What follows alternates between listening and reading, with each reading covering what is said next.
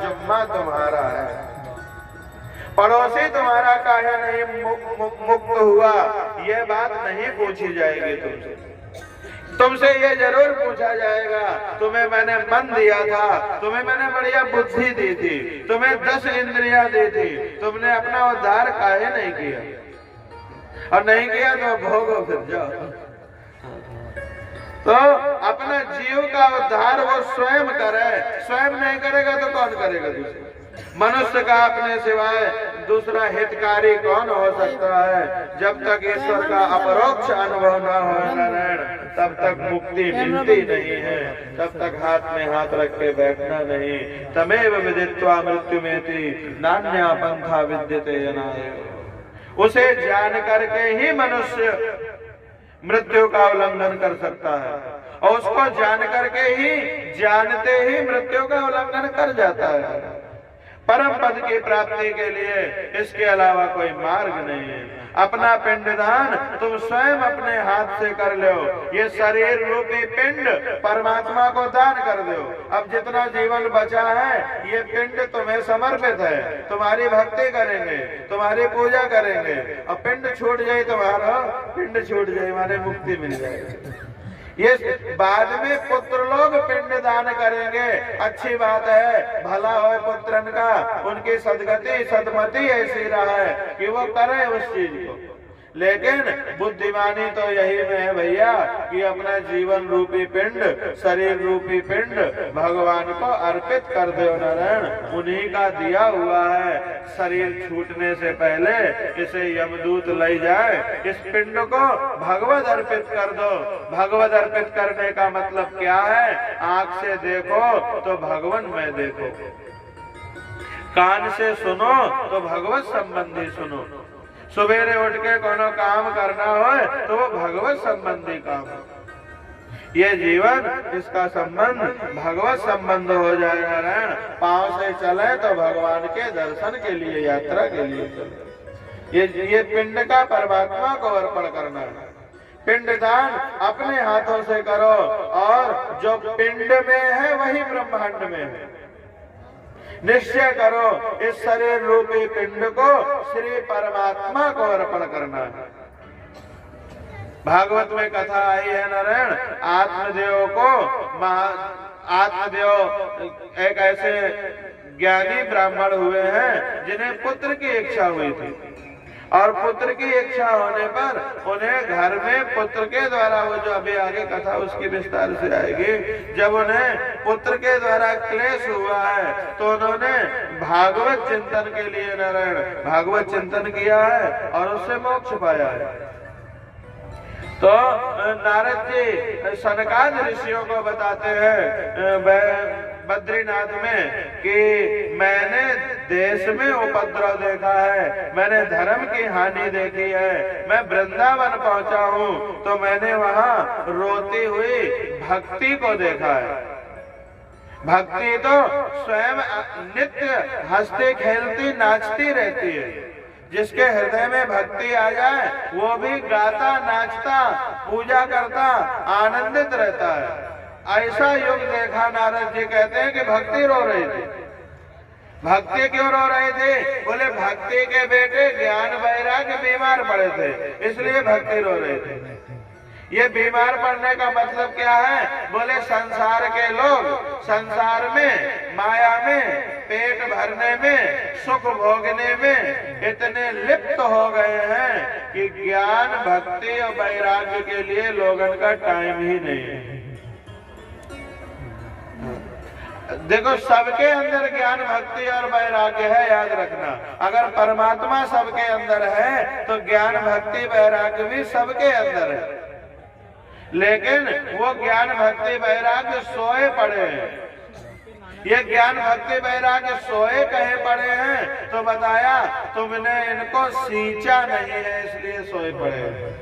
जितना समय जितना टाइम संसार को बनाने में, या अगर गणित लगा के जोड़े तो भोजन बनाने में या भोजन के विषय के कमाई करने में जितनी देर लगाई है उससे आधा भी टाइम हमने भगवान को दिया नहीं। माने ज्ञान को सींचने में कितनी देर रोज देते हो? 1 घंटा भी तुम अपने ज्ञान को बढ़ाने के लिए देते हो? नहीं देते। अच्छा तुम तो भाग्यशाली हो, कौनो बहाने से दे भी देते होगे, माला जपने से, पूजा करने से, भक्ति में थोड़ा बहुत समय दे देते होगे, थोड़ा बहुत पाठ करने में समय दे देते। कितने ऐसे जीव हैं जिन्हें एको बार नहा के नाम नहीं लेना है, नाम तक नहीं लेना, पूजा पाठ की तो बात। उनके हृदय में भी ज्ञान वैराग्य होगा, लेकिन कितना बेहोश पड़ा होगा तनिक सोचो। ज्ञान भक्ति वैराग्य सबके अंदर पड़ा है, लेकिन उसको सींचते नहीं हो भैया। जितनी खुराक देनी चाहिए उतनी उन्हें दी नहीं जाती है। माने इस कारण से वो अस्वस्थ अवस्था में पड़े, भक्ति नहीं करते हो, इसलिए भक्ति कमजोर हो जाती है। नारद जी बताते हैं, वृंदावन पहुंच के मैंने भक्ति को रोते देखा है। भक्ति ने बताया है, मेरे बेटे ज्ञान वैराग्य बीमार हैं, बूढ़े मूर्छित हैं, इसलिए मैं रोती हूँ। माने ज्ञान वैराग्य को पूछने वाला कोई नहीं है, पेट भरने की विद्याओं को सीखने पूछने वाले ढेर सारे हैं।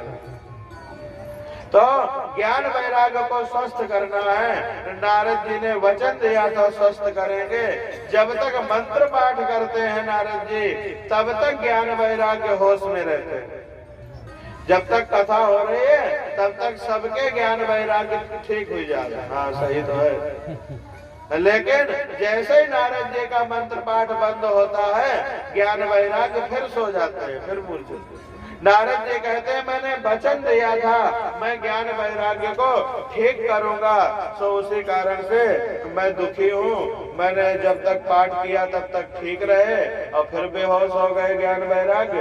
तो मैं ब्रह्मा जी से पूछने जा रहा हूँ, क्या करने से ज्ञान वैराग्य ठीक होंगे, भक्ति नित्य स्वस्थ रहेगी, उन्हीं से पूछने जाता हूँ। तो बताया सनकादि ऋषियों ने, इसका उपाय हम बताते हैं नारद जी।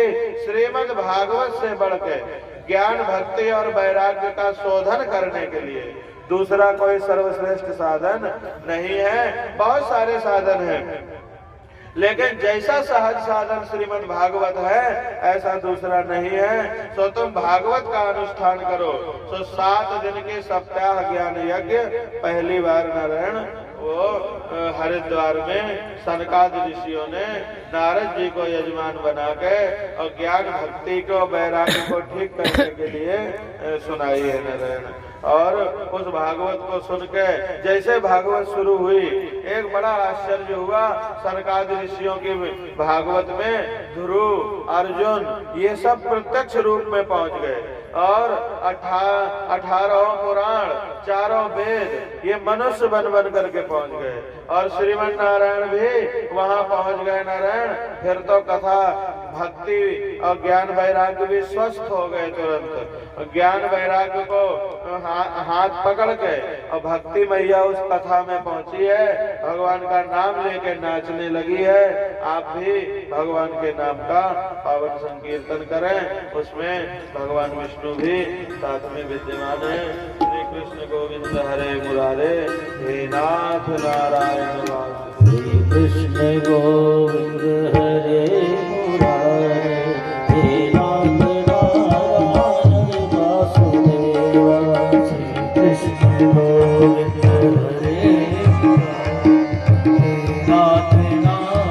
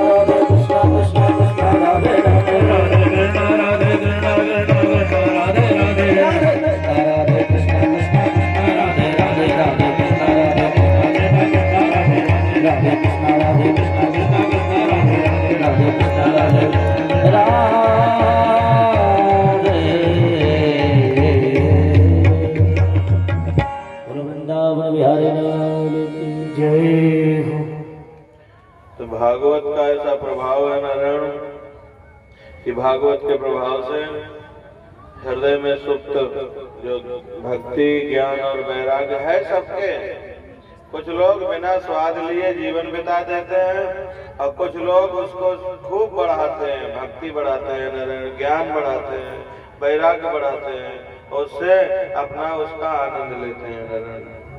तो है सबके, लेकिन नारद जैसे महात्मा मिले तो वो प्रयत्न करके नारायण और सनकादि ऋषियों के द्वारा और जो भक्ति ज्ञान वैराग्य बढ़े ऐसी कथा कहलवाई उन्होंने वहां से कि संसार के लोग सुन सुन के भक्ति करने लगे, ज्ञान करने में लग गए और वैराग्य भी आ गया नारायण। तो जगत में जब भक्ति ज्ञान और वैराग्य आ गया तो आनंद आ गया नारायण। तो प्रश्न किया ऋषियों ने कि महाराज ऐसी कथा जो भक्ति ज्ञान और वैराग्य को बढ़ाने वाली है, इस कथा को कौन कौन सुन सकता है और इसको सुनने से किन किन जीवों का पहले उद्धार हुआ है। तो नारायण एक पुरातन इतिहास सुनाया है ऐसी कथा जिसको सुनने से पाप हानि प्रजायते, पाप की हानि होती है उसको सुनने से। और आज भी एक महात्मा चित्रकूट में नित्य इस कथा को कहते हैं, तो इस कथा को श्रवण करना चाहिए। ऐसी इस कथा को कौन सुन सकता है नारायण, ये बताने के लिए पद्म पुराण से यह कथा ली गई है। देखो भागवत की कथा ये एक बच्चा, ध्यान दें, एक बच्चा यहाँ बैठा हुआ है, एक बच्चा बैठा है जिसका अंशु मिश्रा नाम है, अंश, उसके नाना कमलेश पांडे जी और माता का नाम मनीषा मिश्रा है। तो वो यहाँ से जहाँ कथा हो रही है गंगा घाट के बगल में आश्रम से, वहां से बच्चे को ले सकते हैं। एक बार आप बोल दो। हरिओम। हाँ ध्यान दें, एक बच्चा हो गए। भागवत भगवान की जय। तो भागवत की कथा के 3 प्रकार है। देखो, आध्यात्मिक, आधिदैविक और आदि भौतिक। एक तो आध्यात्मिक तरीका है और एक कभी हुई भी थी, ये घटनाएं कभी घटी भी थी और ये घटनाएं नित्य अंतर जगत में घट रही हैं, एक ये संबंध भी है। तो तुंगभद्रा नदी के किनारे एक आत्मदेव नाम का ब्राह्मण रहता है और उस ब्राह्मण के धन धान्य की कोई कमी नहीं है, विद्वान है, कर्मकांडी है, कर्मनिष्ठ है, इतना कर्मनिष्ठ है कि अपने पितरों को एक बार तर्पण दे रहे थे, पिंडदान कर रहे थे, पितरों की गरम गरम श्वास उसको महसूस हुई, जैसे उसके पुरखा गरम श्वास ले रहे हो। पूछा है पितरों से, मेरी पूजा में, मेरी सेवा में कोई कमी है या मेरी विधि में या मंत्र में कोई कमी है जो आप गरम गरम सांस छोड़ रहे हो?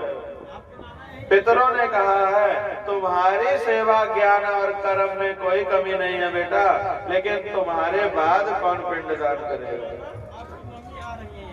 और तुम्हें कौन पिंडदान करेगा, हमें यही चिंता लगी है और ये लिए गरम गरम श्वास छूट रही है। सो उसने अपने पत्नी से भी ये बात बताई। उसकी पत्नी अच्छे कुल की थी और घर के काम धंधा में बड़ी कुशल थी, लेकिन पूरी तरह से परपंचित थी। बस इतने से ही उसके समर्थ लगा लेना, धुंधली की ज्यादा का व्याख्या करना। तो वो लोक वार्ता रता क्रूरा, इस तरह से उसका स्वभाव ही ऐसा था। लेकिन घर परिवार का काम कुशलता से करती थी। उसने अपने पति से कहा, पुत्र तो मैं भी चाहती हूँ, लेकिन मैंने सुना है कि पुत्र जन्म में बहुत कष्ट होता है। वो ब्राह्मण ने पुत्रों के लिए औषधियां, मंत्र इत्यादि के द्वारा बड़े प्रयोग किए, किसी भी तरह संतान नहीं हुई। तो वो जंगल में चले गए। जंगल में जाके आत्महत्या करने को तैयार हो गया। इतना दुखी हुआ पुत्र न होने के दुख से नारायण की पीड़ित होकर आत्महत्या करने को तैयार होता है।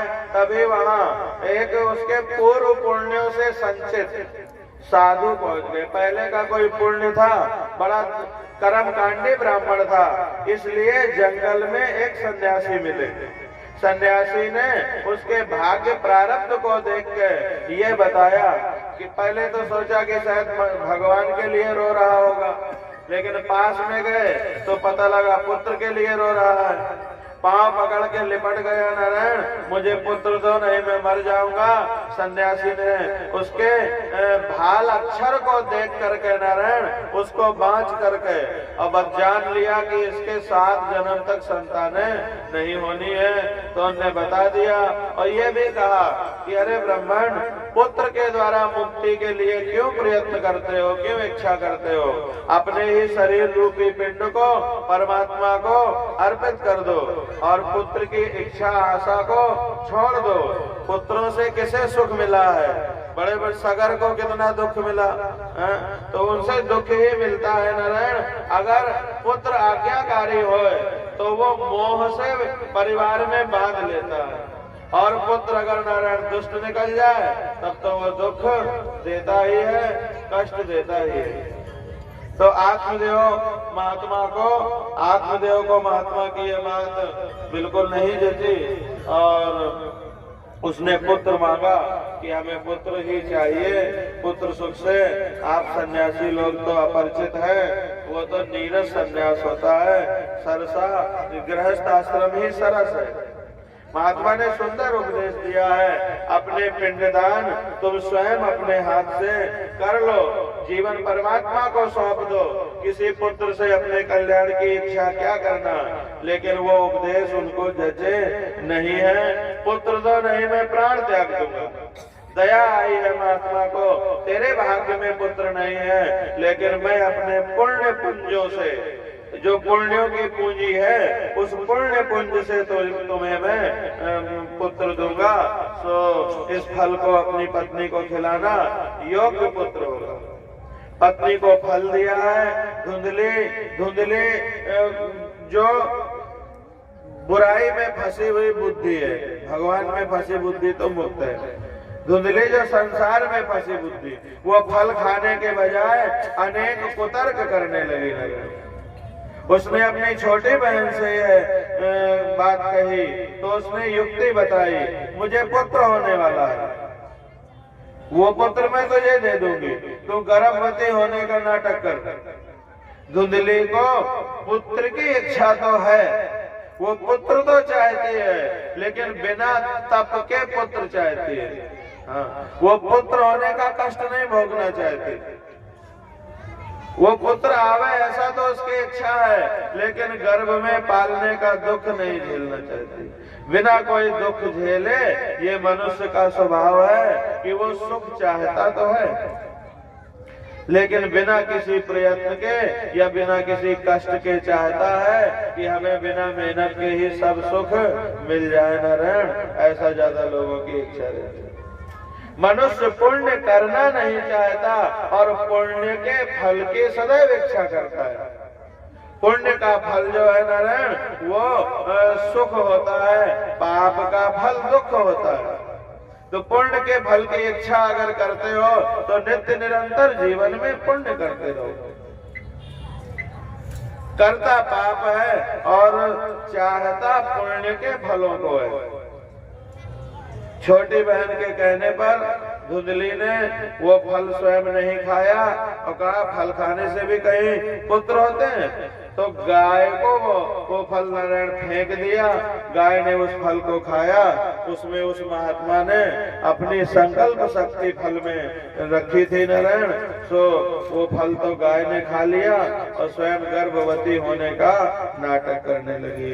अब जब बच्ची बहन का पुत्र हो गया तो उसका पुत्र ले मंगा लिया नारायण और कहा ये मेरा पुत्र है। थोड़ी आत्मदेव ब्राह्मण को शंका तो हुई कि ये थोड़ी मोटा तगड़ा है, बड़ा है, लेकिन अब वो ज्यादा कहा जाने सीधे साधे ब्राह्मण और कभी बच्चा होते देखा नहीं था, तो मान गए उस बात को कि ठीक है ये थोड़ी।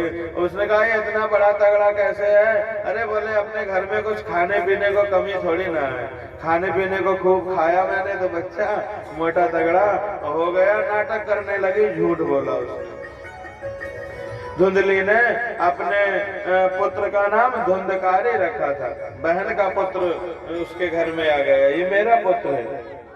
जिस गाय को फल खिलाया था उसने गाय जैसे कान वाले मनुष्याकार बालक को जन्म दिया।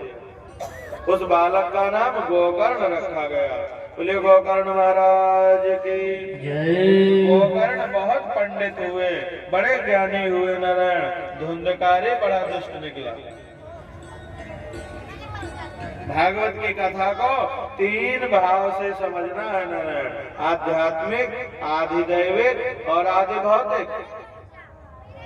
इसको सोचोगे तो समझ में आएगी, सुनने के बाद मनन करोगे तब समझ में आएगी। वो जो ब्राह्मण तुंगभद्रा नदी के किनारे रहता है, तुंगभद्रा शब्द का अर्थ है कल्याण करने वाली, और तुंग शब्द का अर्थ है अधिक, माने जो अत्यधिक कल्याण करने वाली नदी है वो तुंगभद्रा नदी। ये मानव शरीर ही वो तुंगभद्रा नदी है। अत्यधिक कल्याण, देवता बनकर भी तुम अपना अत्यधिक कल्याण नहीं कर सकते, वहां तो दैवत्व भोगो। लेकिन नारायण मानव बनकर के अपना अत्यधिक कल्याण कर सकते हो। तो ये तुंगभद्रा नदी है। इस नदी के तट में एक ब्राह्मण रहता है, उस ब्राह्मण का नाम है आत्मदेव। इस शरीर में, इस तुंगभद्रा में एक आत्मदेव रहते हैं। वो आत्मा को स्वयं जो देव बना ले नारायण, जिसकी देव जैसी आत्मा हो जाए, आत्मदेव है। आत्मदेव ही जीवात्मा है। हम सब आत्मदेव हैं, ये कह सकते हैं, जिसका जीव भाव हो। नर ही नारायण होता है नारायण।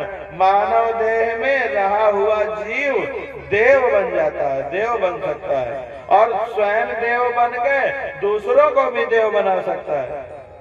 पशु अपने शरीर से अपना कल्याण नहीं कर सकते। मनुष्य बुद्धि वाला प्राणी है, मनुष्य में बुद्धि है, बुद्धि होने के कारण अपने शरीर से अपना भी कल्याण कर सकता है, और बहुत पैनी बुद्धि हो तो दूसरे कईयों का भी कल्याण कर सकता है। क्रोध करने वाली और कुतर्क करने वाली जिसकी बुद्धि है, बुरा न मानना भैया, वही की बुद्धि का नाम धुंधली है। जिसे बहुत गुस्सा आती हो, समझो थोड़ी थोड़ी बुद्धि में धुंधलापन है, वो धुंधली अज्ञानता, वो बुद्धि का ही नाम है। और विवेक ही आत्मा का पुत्र है। साधु का जो फल है नारायण, माने सत्संग, माने प्रवचन, माने वेदांत वाक्य, वो वेदांत वाक्य से तो विवेक ही आता है। साधु के उपदेश से विवेक आता है। तो महात्मा ने फल दिया, उससे दिव्य गोकर्ण का जन्म होना चाहिए, लेकिन धुंधली ने फल नहीं खाया। महात्मा तो कहते हैं कि ये सत्य है, ये असत्य है, शास्त्र कहते हैं ये सत्य है, ये असत्य है, लेकिन बुद्धि कितना खाती है, कितना ग्रहण, वो उतने टाइम तो ग्रहण कर लेती है और बाद में वो विस्मृत हो जाता है। तो जो दिए हुए फल को ग्रहण ना करे नारायण, खाए ना, वही धुंधली है। मैंने सत्संग के द्वारा, शास्त्र के द्वारा जो ज्ञान बताया जाता है, उस ज्ञान को ना मानना, यही फल का ना खाना है। तो विवेक ही आत्मा का पुत्र है, लेकिन बिना सत्संग के विवेक हो नहीं सकता। बिन सत्संग विवेक न हो। हनुमान जी में बड़ी समर्थ थी। हनुमान जी अतुलित बलधाम थे, है नारायण, लेकिन जामवंत को उन्हें स्मरण दिलाना पड़ा, याद दिलाना पड़ा। अपने स्वरूप का उन्हें ज्ञान कराया है, और जब ज्ञान कराया तो उन्हें ज्ञान हुआ हनुमान जी को, फिर कूद के चले गए। तो धुंधकारी कौन है? बोले जो अपना सारा समय, सारा धन, जो कोई संसार के सुख का चिंतन करे, वो संसार जो कब छूट जाए कोनो भरोसा नहीं। और छूटने के बाद इस संसार से कोई संबंध नहीं रह जाता।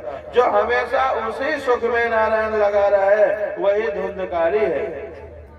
जिसके जीवन में बिल्कुल धर्म नहीं है, जो मन में आवे खाए ले, जो मन मुंह में आवे बोल दे, जो भी सुनता रहे नारायण, जो मन में आवे करने लगे, जिसके जीवन में धर्म का बंधन नहीं है।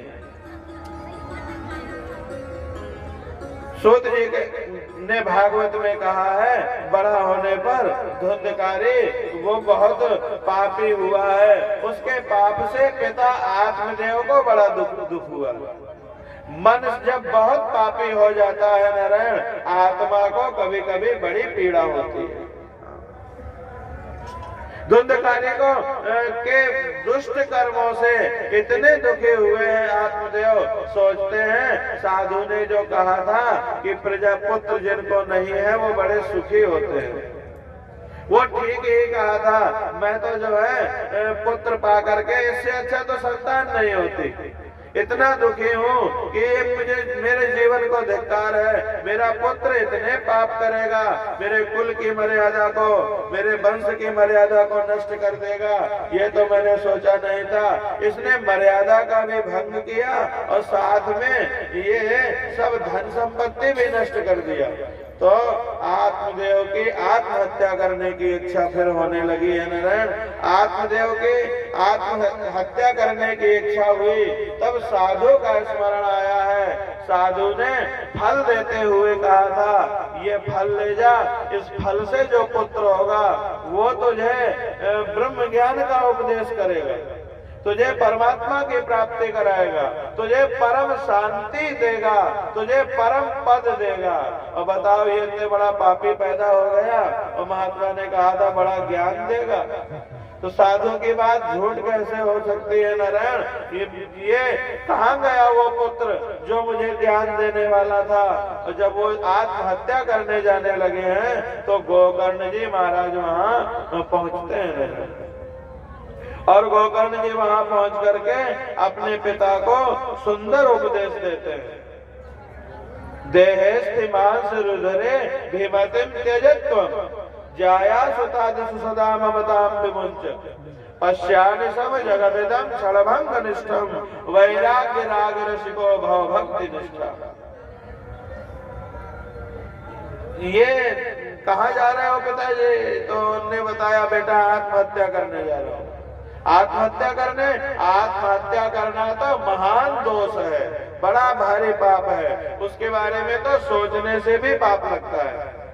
आत्महत्या करने से क्या होगा? बोले दुखों से छुट्टी मिल जाएगी। ये जो करतूत करता है धुंधकारी, इसके रोज रोज के पाप देखने से मैं छुट्टी पाऊंगा। तो बोले पिताजी छुट्टी नहीं पाओगे, प्रेत बन के और भी झंझटें बढ़ जाएंगी और दुख बढ़ जाएंगे। आत्महत्या की कभी सोचना मत, सोचोगे कि दुख छूट जाएंगे, मरे के बाद और लाखों करोड़ों दुख प्रेत बन के मिलेंगे। प्यास लागे पानी न मिली, भोजन भूख लागे खाएगा न मिले। तो आत्महत्या के कभी सोचना नहीं, आत्महत्या करनी नहीं है पिताजी। एक बार जीवित रहते रहते नारायण बिना शरीर के रहने का अनुभव करो। देहेस्तिमान सिरुधरे अभिमतिम त्यजत्वम, ये हाड़ मास चाम के शरीर को जिसको मैं मानते हो, इस शरीर के प्रति मैं भाव को छोड़ो, त्यागो।